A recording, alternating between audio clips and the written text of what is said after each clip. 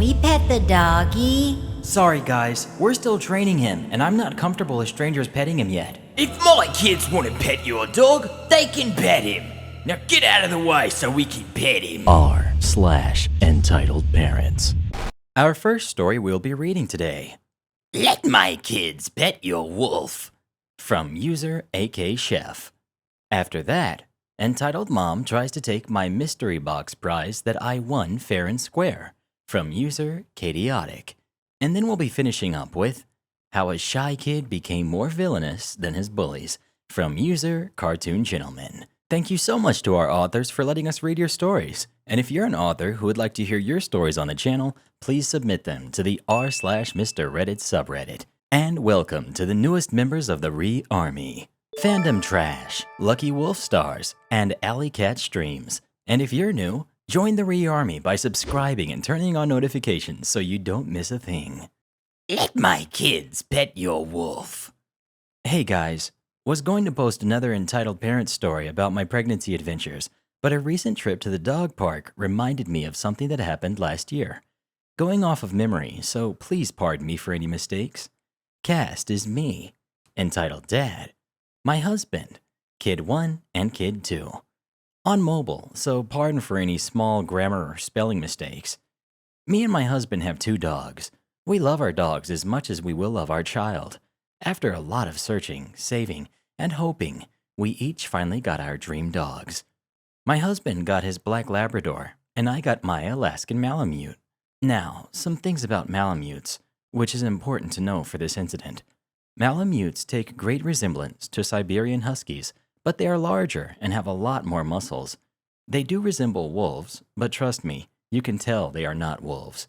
Malamutes can get up to over 100 pounds. They are large teddy bears and love people. I adore my dog and love to cuddle up with him. Anyway, back to the story. My husband and I took our dogs to the park to let them run off some energy. Our lab loves to run, play fetch, and jump around on the play equipment set up for dogs to play on. My dog, he does his own thing, wanders around, runs laps when he feels like it, and overall just chills out. The dog park is very large and the perfect place for our dogs. My husband was on the other side of the park with our lab, and I was on the opposite, following my fluffy boy around where I hear voices. Kid 1. Wolfie, look, it's a wolfie. Over at the fence is Entitled Dad, Kid 1, and Kid 2. The kids, I'm guessing, were between 5 and 7 years old, both boys. My boy, noticing them, happily prances over and starts sniffing them through the gate. He loves people. I want to pet the wolf. I walk over with a smile on, trying to be polite. The Entitled Dad was a large, beer belly, going bald, typical-looking dad, if I had to guess, late 30s.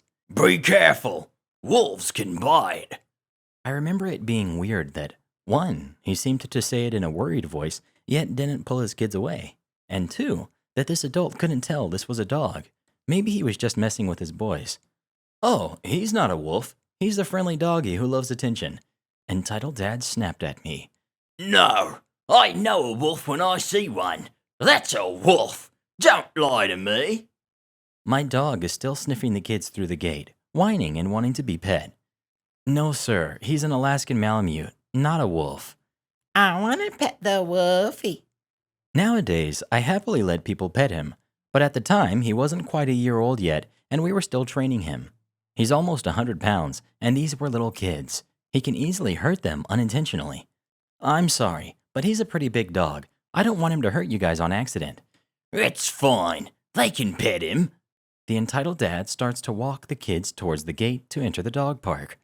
Sir, I'm not comfortable with him around little kids yet. We're still training him. My kids will be fine. Just shut up and keep him still while my kids pet him. Now I'm upset. Not only did this guy not even ask to pet my dog, but he seriously expected me to just hold on to my still-in-training 100-pound dog while he gets excited about meeting new people. I said no. Keep your kids out of the park. He can hurt them. Entitled Dad stopped and completely snapped at me. Listen, you dumb girl. If my boys want to pet your wolf, they can pet him. Just shut up and hold him. At this point, My husband heard the yelling and ran over with our lab, happily following along. You okay? What's wrong? This girl won't let my kids pet her wolf.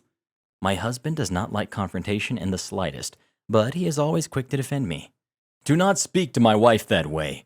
He is a large dog, and we are still training him. If she says no, it means no.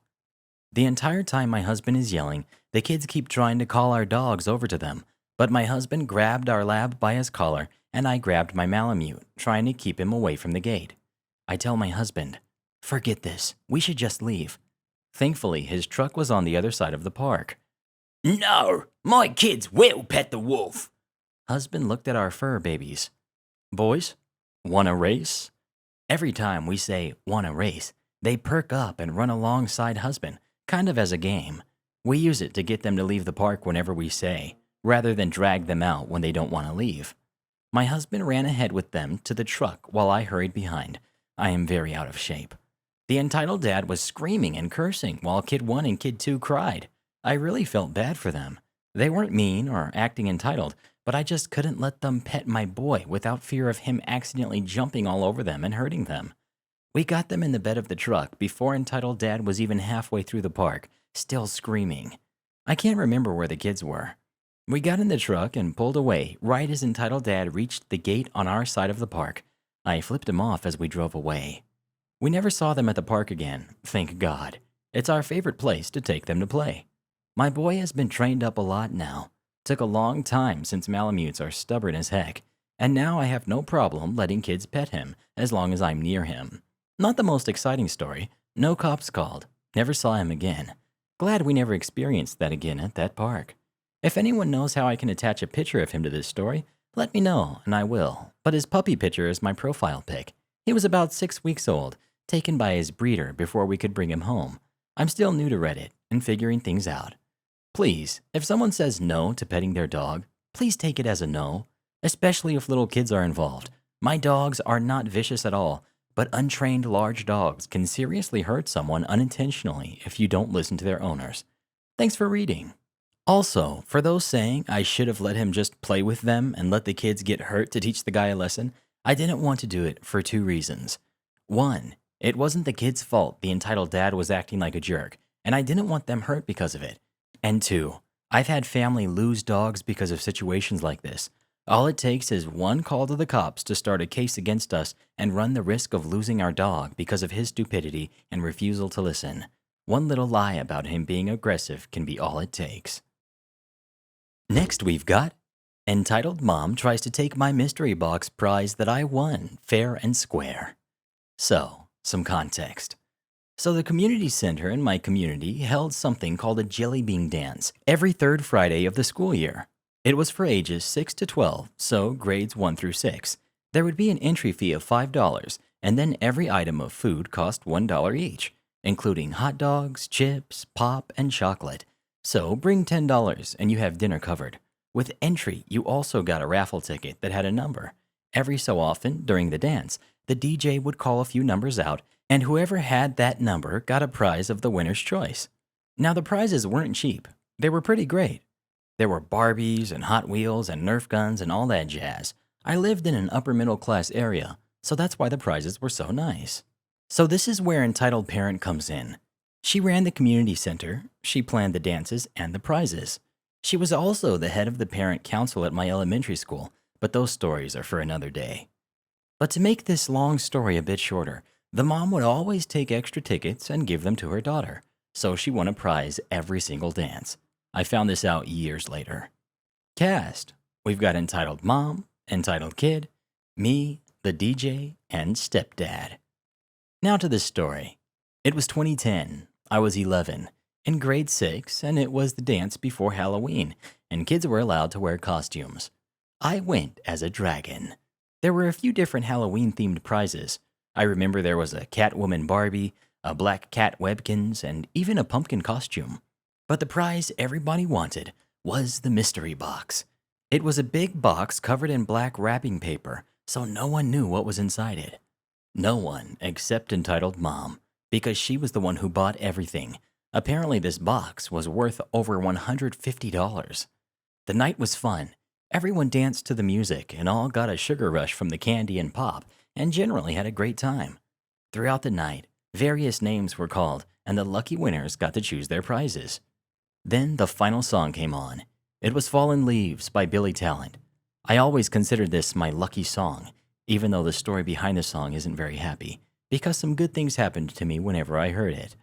I would find things I thought I lost, or I'd get a good mark on a test, generally good things. So I felt good about my chances. The song ends and the DJ announces it's time to give away the mystery box. He called the numbers out. The tickets were similar with the numbers until the last 3 digits. This is where things got funny. The DJ said the third last number, and a roar of "No!" was heard. Second last number, and you heard the same dramatic "No!" and then the final "No!" I looked at my ticket to see that I had won the mystery box. I run to the front and show the DJ my ticket. He checks it over, and it was indeed the ticket that had won. Then I noticed Entitled Kid standing beside me, waving her ticket in the DJ's face and whining. No, I have the right ticket. He looks at it and tells her, "Sorry, but you don't. Better luck next time." She storms off crying to Entitled Mom. The DJ hands me my mystery box and tells everyone to have a good night and get home safely. The lights go on. There's a crowd of kids around me wanting to know what's inside it. I didn't want to open it until I got home because it was a big box. I told them that I'd tell them on Monday what was in it. I grabbed my coat and went outside to wait for my ride. I knew it was going to be either my mom or stepdad. As I wait just inside the door, the Entitled Kid comes over to me and tries to open my box. We are both 11 and in the same class. She, unfortunately, was one of my many bullies. I pull the box away and tell her to leave me alone. She starts whining again. Give me the box. I was supposed to win it. Mommy made sure of it. Me, being polite, said, "Well, maybe you'll win the one next month.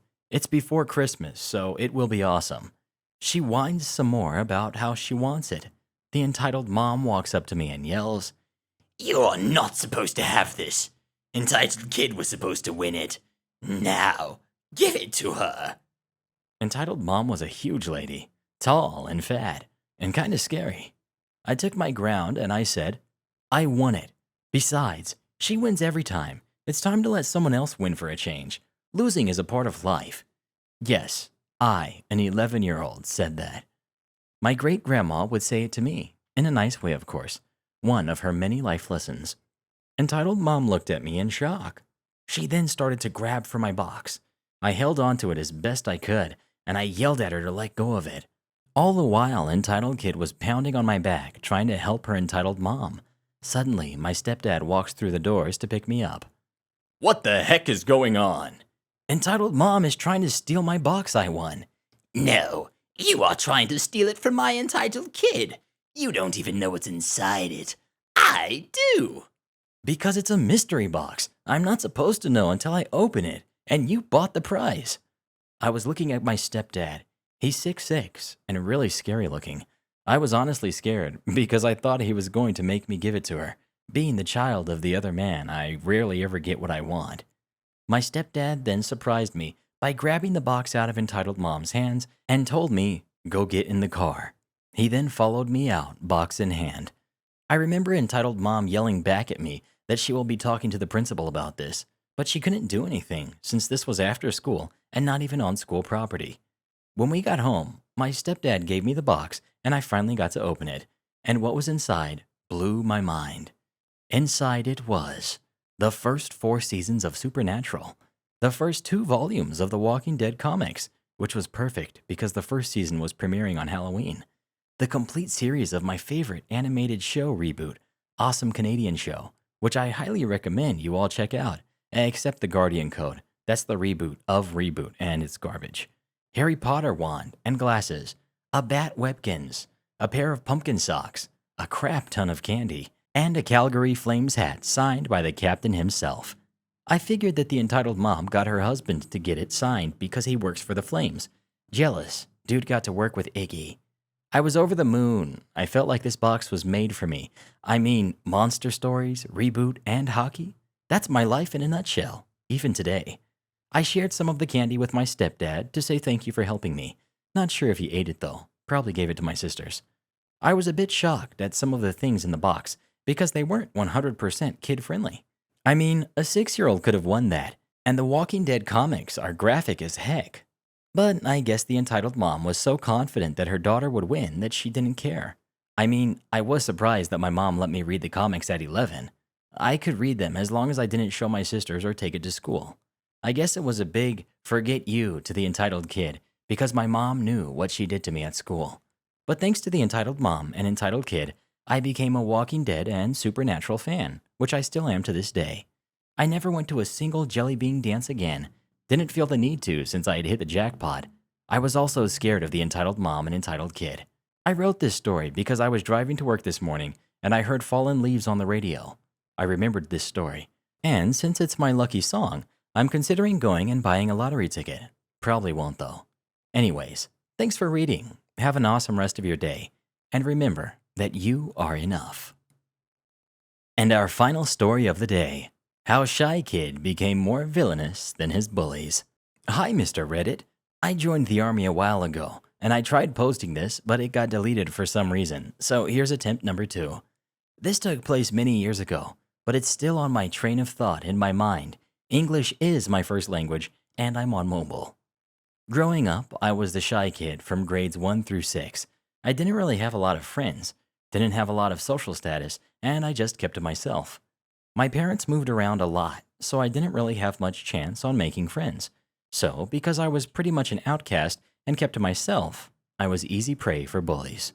Whenever I did get bullied by one of the several people that were bullies, I did what any kid would do and went to the teacher. Unfortunately, all the teachers really did was slap them on the wrist and tell them don't do that.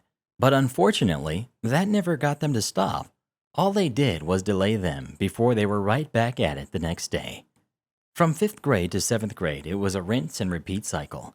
I would get bullied, I would tell a teacher, but they wouldn't do anything to stop the bullying. And with so many kids at the time being bullies, there was no way I could truly escape. I remember they would call me names, chase me around, throw rocks at me, take things from my school lunch, and I could never understand why the teachers were just decidedly looking the other way whenever they were doing this. And despite me constantly reporting this, they still wouldn't do anything. I later found out that they would wait till the end of the year to actually punish these kids for what they were doing, just because they didn't want to deal with it all throughout school. But one summer, everything would change, for during this summer, I hit puberty like a wrecking ball. My once smaller than average figure became very large, and I started gaining aggressive tendencies and antisocial behaviors because of all the bullying. So when the school year started up again, I noticed that my temper began getting bigger and bigger, while my tolerance was getting smaller and smaller. Then one day, it happened. While I was minding my own business in math class, the teacher hadn't come in yet, so there was a bit of time while we were all getting prepared when one of my more notorious bullies, I'll call Jesse, he's a guy by the way, started out of nowhere slapping me upside the head with his notebook. I knew that this was a direct assault, but I was already seated in class, and I didn't really want to get mixed up with anything, so I decided to let it go. Then he just kept doing it harder and harder. He struck me and also began to encourage other kids to start doing it as well. I had it. I turned around and grabbed my math book and clocked him right in the jaw. Apparently, he was looking for a fight because he barely flinched and he started going at me. He kept throwing wild punches that kept missing. Knowing the teacher would come back any minute, I wanted to end this as soon as possible, so I shoved him as hard as I could in the chest, which apparently was a lot more effort than what I wanted. It knocked him completely off balance and sent him hurtling into the teacher's desk, knocking over all her stuff. And then Jessie began crying. What a baby. The teacher walks in, looking at what happened, and is only taking it at face value, and told me to march to the principal's office. I was told that what I did was unacceptable, despite me trying to defend myself, and I was given an in-school suspension. At this point, I lost all respect for the teachers and the principals, as well as any higher authority school individual in general. I was sick of being the victim and the teachers not doing anything about the bullies, so now I had the power to fight back, literally. I took no crap from any of my former bullies, and I knew it was finally time for several years of payback. But I was smart as well. and I realized that I wouldn't have a leg to stand on if I started anything, so I would let them instigate it. I completely ignored their existence whenever they tried to verbally attack me, but the moment they laid so much as a finger on me, they were going for a ride. One person decided that they wanted to smack me upside the head because I was ignoring them in band class, so I threw a chair at them. One girl decided that she wanted to insult me and stick a spitball in my ear because I told her I didn't care what she thought, so I pulled the stool out from underneath her.